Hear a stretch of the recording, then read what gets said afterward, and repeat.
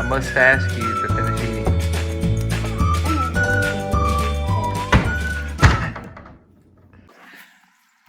Good morning, guys. Welcome to the Max. There is sun coming out, so it makes me happy. If you're new to the channel, my name is Colby. Welcome to the Max. We own a farm in South Mississippi, and we hope that you'll stay and enjoy the channel, watch the whole video, and binge everything that we put in before. If you're returning, thank you for coming back. Today, we're actually gonna do a little bit more seed in our pastures. Why do we seed so much? Because we want those pastures looking good for spring.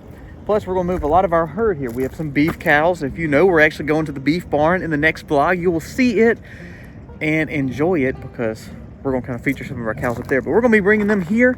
We're also going to, we gotta move lambs again because that's the story of our life. We move animals here at the Max. And we gotta get ready to go to the big barn. When we go to the big barn, we usually try to take some stuff. We're going to be doing some seeding up there as well. And also just making sure those cows are doing like they're supposed to. So today we've got to go take this beautiful old Dodge that our farm truck, and pick up a lot of stuff from town that we need, some tools we need to finish some of the projects around here. And hey, we'll just take you along for the day and enjoy seeing all the animals. Let's go. Family functions always mean a lot of fun, but when you have a lot of kids, it also means a lot of work. So I'm packing Christmas pajamas and stuff now. We are actually spending the night with Colby's 3 sisters, their children, and his parents to have Christmas. So like I said, it always means a lot of fun, but it's a lot of work. I found these cute little bottoms for a steal of a deal, $1 whole. So I was able to load up on those. We usually don't do seasonal things around here because the kids just grow so fast. And, you know, I can't see paying top dollar. You know, we try to be frugal. We talk about being frugal. And I can't see paying major money for something that they can wear for a season and be out of it. Now, thankfully, I do have 3 girls, and they are pretty close in age. So something that Harley wears the next year, Eliza Bell can wear, then Sayla can wear. So that is one good thing. But when you find pajama pants for $1, you buy them for everybody. So we are in the process of getting ready to go to family function starting tonight. And we're going to have a big meal. We're going to spend the night. And then we're going to get up in the morning. We're going to have a big breakfast with everybody. We're taking our milk for everybody to kind of drink in the morning. And we're going to make sausage and biscuits and eggs. And I made homemade cinnamon rolls to take. Those will be yummy. And then we're going to jump right into our Christmas festivities. We always do games, and it's a lot of fun. And the kids are always excited about opening presents. So we're getting ready for that. Packing everybody's bag. About to leave. Well, we have a few more things that we're going to do, and then we're going to be about to leave. So I had to go to the feed store and pick up a little bit more grass seed. I've got that nature seed that we're going to try. That's got a good mix, but it's got some spring grass in it too. So I don't want to put that kind of expensive seed in the ground yet. I want to wait till February because it's a 12-month grow. But I don't want to hurt my spring seed. So I'm here getting some Kentucky fescue K31 and also some just regular rye and some more wheat and clover to just throw out in that field. Not that field is terrible, but you know, I'm just trying to just beef up the seed, get it looking good. I have a little bag of organic fertilizer I'm going to throw with it too. I don't know if this will help because it's not really a lot, but we're going to try. So we're backing up to the feed store now to get this and see if we can get some more seed thrown today. It's a tough day of school, Mom. I can read the carpet. Tough day of school. Antarctica. It's cold. It's cold. You would, WOOD. Is this a reflection on the teacher or the student? Well, my older one has it, but some of the other ones don't have it. All right, so we're back at the house. We got everything done. As you saw, school was going on. Some days could be more stressful than others. We're actually, because we're going to the big barn, and we're probably gonna stay up there in our barn. And when we do that, the kids are excited to go. So they're not doing the very best of their school. They try to rush it, so that's not good. Real life. Oh, how I hate chickens right now. It's just been a bad few months with chickens. So we have to put some chickens back up, but our main layers are not laying real heavy right now. So we've been giving them some extra probiotics. It's been crazy temperatures, as y'all know in these vlogs. We bought some more ceramic eggs to put in there. We've got some, let's see, what is that? Some kind of pumpkin stuff that we're gonna try. Oh, here it is. It's a normal intestinal natural poultry probiotics. It's got a pumpkin seed mix in it with oregano, which we're already doing that, but we're gonna add this mixture to see if that helps. Chickens that don't lay are no good for me, so we're gonna see if we can get them laying. We're gonna give them to the end of the year, and it might have been. I mean, they're not sick. They don't have any kind of. They have DE at their disposal, fresh bedding always. So I don't know if something spooked them or their feed hadn't changed unless the maker changed their feed. We're buying the same feed that we've been buying, so we're gonna put this stuff in there, some eggs, give them some probiotics, and see if we can get some eggs out of them. And I'm gonna help Aiden move the chickens around. Oh, you got them all closed up? Good. I think that's why. So you're the bomb.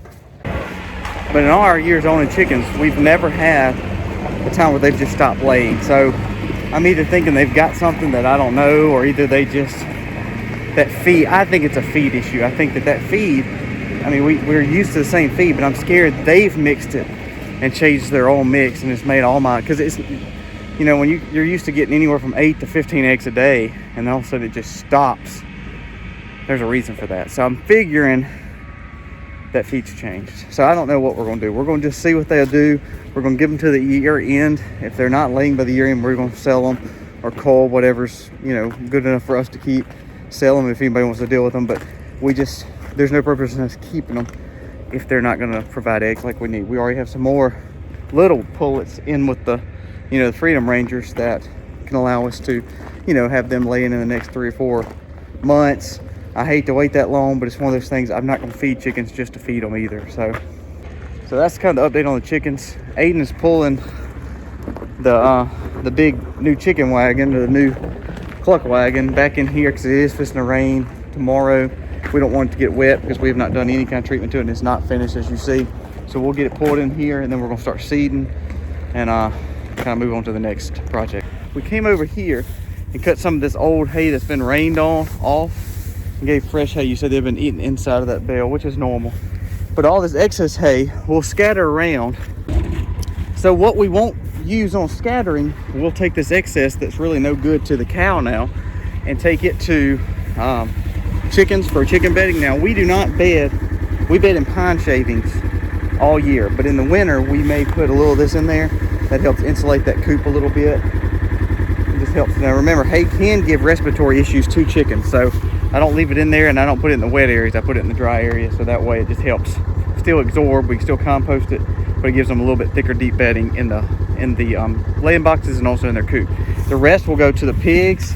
They'll eat some, bed in some, and that way we're not wasting any hay, because hay is precious when you have animals, because it's grass and we're grass farmers. So Aiden, if you'll pull out, baby, I'll close you back up. So it's not wasting. They're eating the interior of the bale, but again, we don't want to waste, so we take off the excess, use it for other animals, because other animals are not nearly as picky as what the cows are.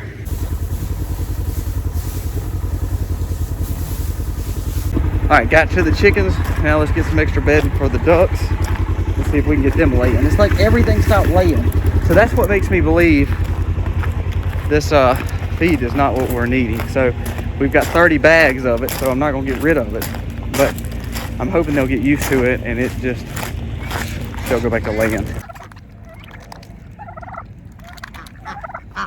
This is a Gulf rye. Now we use Marshall rye, and we use like a tri-blend rye before, which are the shorter ryes. They're more grazable ryes, I guess you could call them. But this time we're gonna go with the Gulf rye, which is actually the tall rye. And that'll help us set this area up. Now you see the grass is growing. I'm not complaining about the grass that's growing, but this will help with erosion control because it is quick germination. It allows it to get in the ground. It's got a 90% germination rate, but what it will do, it will hold longer than this because this ryegrass and this wheat is a shorter grow. It's more of a grazable. This rye is more what you see in deer plots and fields that they're trying to add nutrients back to the soil. So this is going to be erosion control rye. It helps us to kind of put some down, and then when we plant in spring this high-end seed that we've bought, that'll help hold it, because remember, we're not tilling and we're not disking, we're laying it in top. So this will help hold that while it beds and makes new seed. This is also what we're going to be adding to right here. Now this is a wildlife product. It is actually more for, again, deer fields, but what it's got in it, just so you know, it's got wheat, oats, rye, and clover, all things that cows eat too. Okay, before we start seeding, we got to move and rotate the sheep right quick. We're going to rotate them around. Pigs are doing great. They're doing a great till job. So let's go ahead and ready. See, they've ate that down really well. So we're going to rotate them right into this part, Aiden. What we'll do is just take the two loops and loop it all the way around. Leave the charger where it's at. So.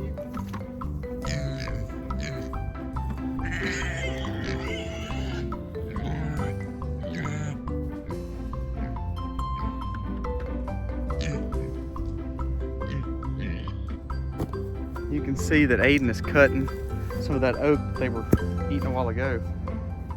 He's gonna throw it in these things. They were just chomping on that little fresh little oak cutting. So we're gonna let them have it, because sometimes when they eat stuff, that shows that they need it. So we're gonna bring it over here, or they might just enjoy it. So just put it in their feed buckets, buddy.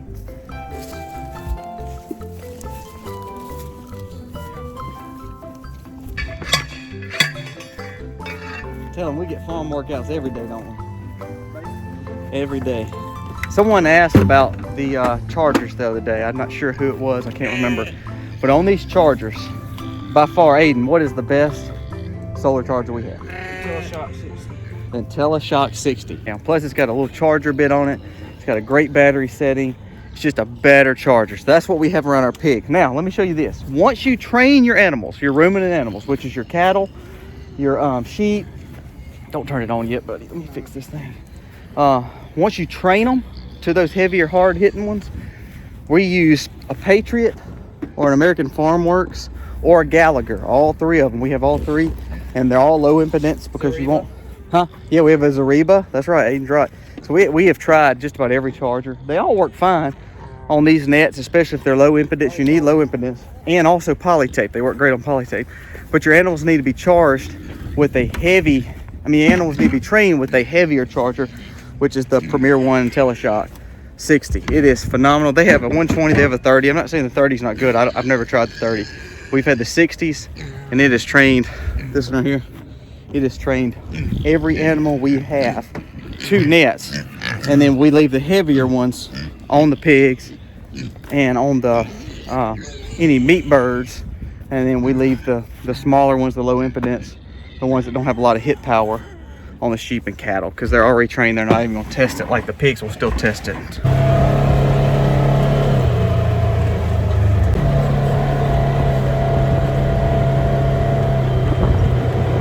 All right, so my camera lens is like fogged up with dust. So we've got it's seated really heavy on all the spots. We're just going over now with basically horse pee.